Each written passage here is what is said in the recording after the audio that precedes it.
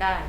Tahap kedua, cost dari aktivitas ditempatkan pada objek cost dengan menggunakan aktivitas yang sesuai yang mengukur permintaan dari objek cost di sebuah aktivitas.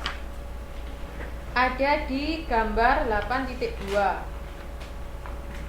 Oke. Lalu tahap dalam mengembangkan ABC. Mengidentifikasi sumber cost dan kegiatan.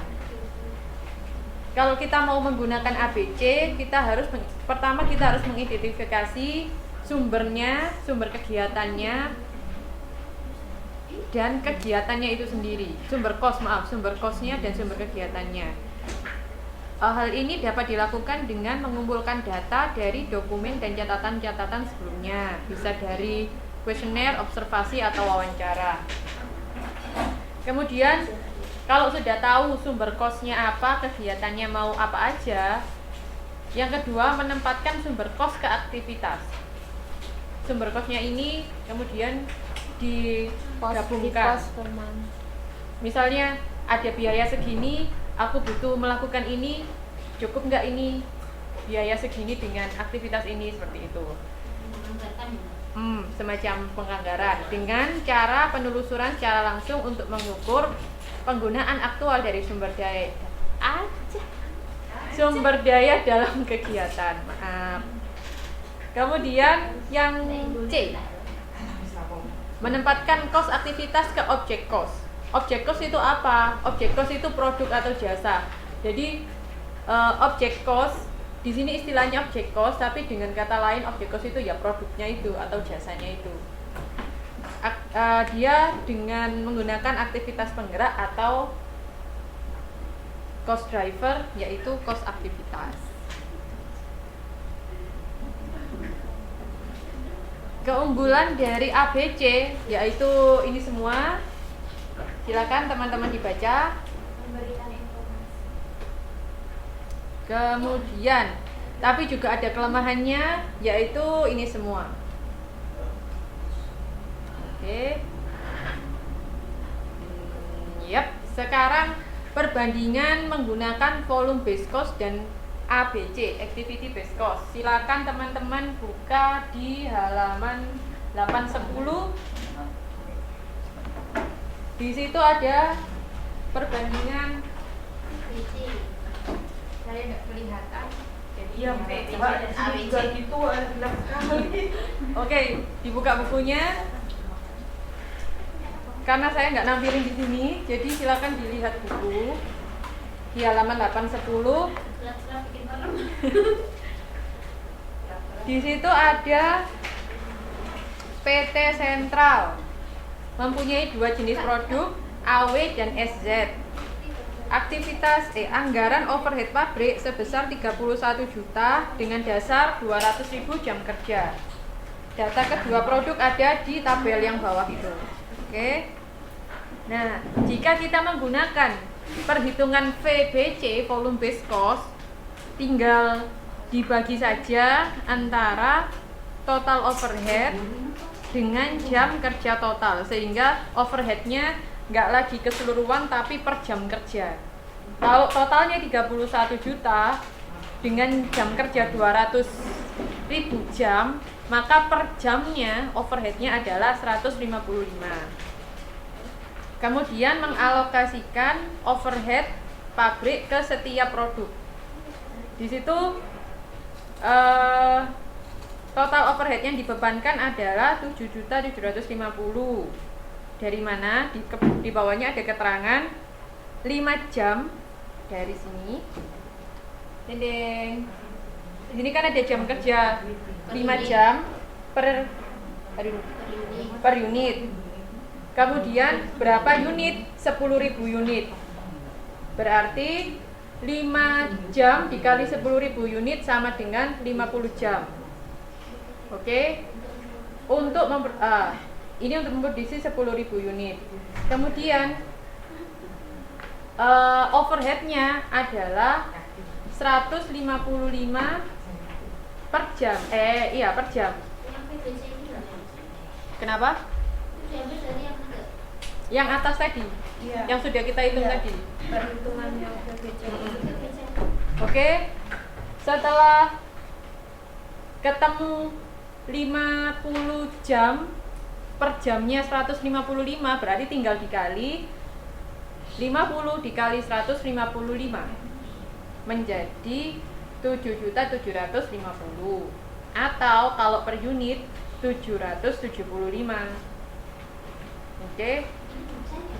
Sedangkan untuk SZ sama saja caranya.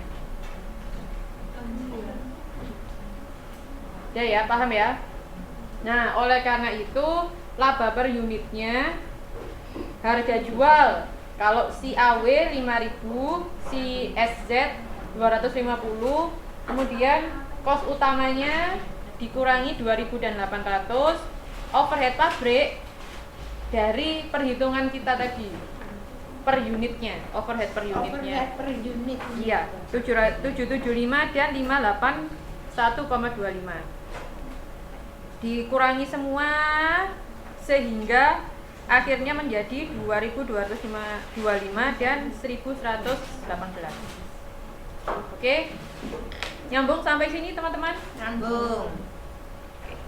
Sip. Aduh. Kemudian ada perhitungan dengan ABC. Kalau tadi menggunakan VBC 31 juta overhead tadi lah, tinggal dibagi sama jam kerjanya total ya. Tapi kalau pakai ABC, overhead itu dirinci lagi, dipreteli lagi, opo ae yang ada di dalam 31 juta. Iki ABC iki kok kan rungkek, Mbak. Jadi di halaman 812 di situ ada rincian apa saja alokasi untuk si overhead 31 juta. Ternyata si overhead itu punya aktivitas perekayasaan, penyetelan, penggunaan mesin, dan pengemasan.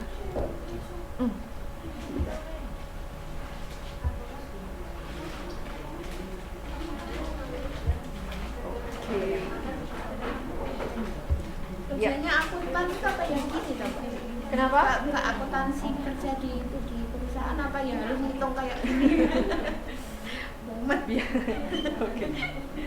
Oke, kemudian informasi lainnya yang diberikan ada di tabel yang kedua, yaitu misalnya jam rekayasa si AW 10.000 jam, si SZ 15.000 jam, totalnya 25.000 jam. Semuanya itu, kemudian ada tarif penggerak aktivitas. Dihitungnya dari mana? Dari kos dikali dengan jumlah aktivitas.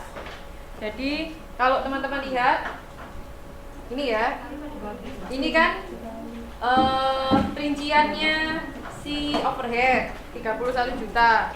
Yang kedua rincian jamnya. Yang ketiga disuruh nyari tarifnya.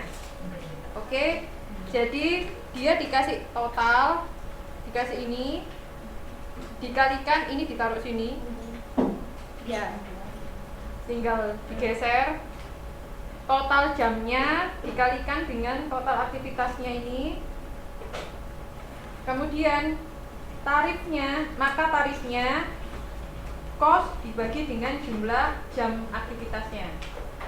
Oke, tinggal digeser seret ke sini. Kelihatan ya? Ini.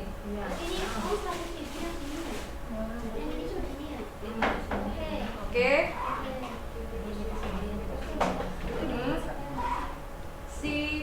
Diingat-ingat, jadi yang pertama yang diketahui kan jumlah rupiahnya, overhead total, rincian overhead total. Yang kedua, rincian jam total. Yang ketiga, rupiahnya overhead dibagi jumlah jamnya. Sama dengan ini diketahui tarif kos per jumlah aktivitas. Jadi ini dibagi ini sama dengan ini. Kemudian untuk yang AW, tarif aktivitasnya kan sama, meskipun dia AW atau SZ, keduanya AW dan SZ mempunyai tarif aktivitas yang sama. Jadi kolom kolom pertama sama dua-duanya.